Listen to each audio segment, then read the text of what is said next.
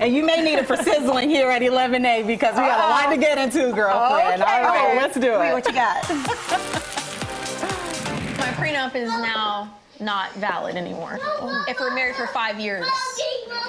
And we'll be married for 8 years in May. Theoretically, I would get half of Michael's assets. You know how much it is? I will never say how much money Michael has. I will say that I think that he does well. And how much money would you need in order to live comfortably?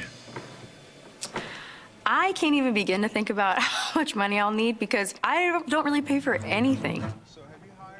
I want to know what that feels like, not to have to know what things cost. But really, Ashley, a lot of people are wondering, are you truly going through with this divorce? I mean, Marissa, yes. Okay. I'm saying yes, I am. You know, it's been now 7 months that we filed it. So as far as it looks, yeah, I mean, How do you feel, though, about everything? it's an emotional roller coaster. Like, I really do you have ups and cry. downs, Like, I cried yeah. on Saturday. So I just have these moments where, especially because we still live together and he's such a great dad, you know, I get really. It's hard to have that closure then and make it feel final, right? Yeah, and that's what I noticed too watching it. I mean, man, talk about transparency because you really went there. And it was one moment you even talked about what you feel may have led up to the divorce, and you mentioned that you wanted monogamy, he didn't so much. Yeah. Any regrets of putting that out there? No, I mean, one of the things that we've always been open about is our relationship, especially because of some things that have come out in the past. So we've had to be open about it. And honestly, I feel like it's our responsibility to be transparent. So.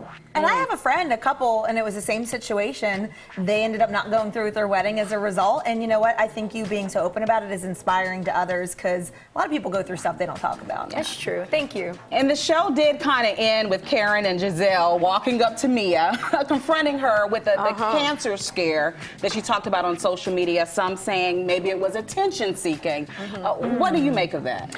That was a really difficult thing because obviously something so sensitive as someone having cancer, that was very emotional because we were all going through the emotional stuff with her. Right. So when it came out that she said she didn't have cancer, after the way she had talked about it like she did have cancer, it was all very confusing.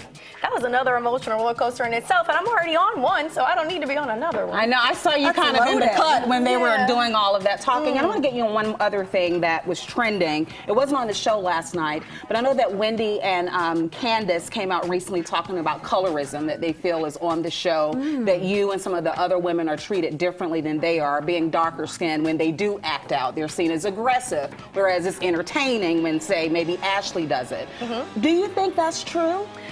I can't speak for the fans. As far as the dynamic in our group, I don't think that's the case whatsoever. I do think that we all appreciate each other organically for who we are, and we disagree because of things that we talk about and things that are said, but it's never in relation to someone's skin color. That's not, that is never at the forefront of any of our minds when we have our group dynamic. So, but hopefully in the fanosphere is something that is changed because I do understand and I see how that could be the case. Gotcha.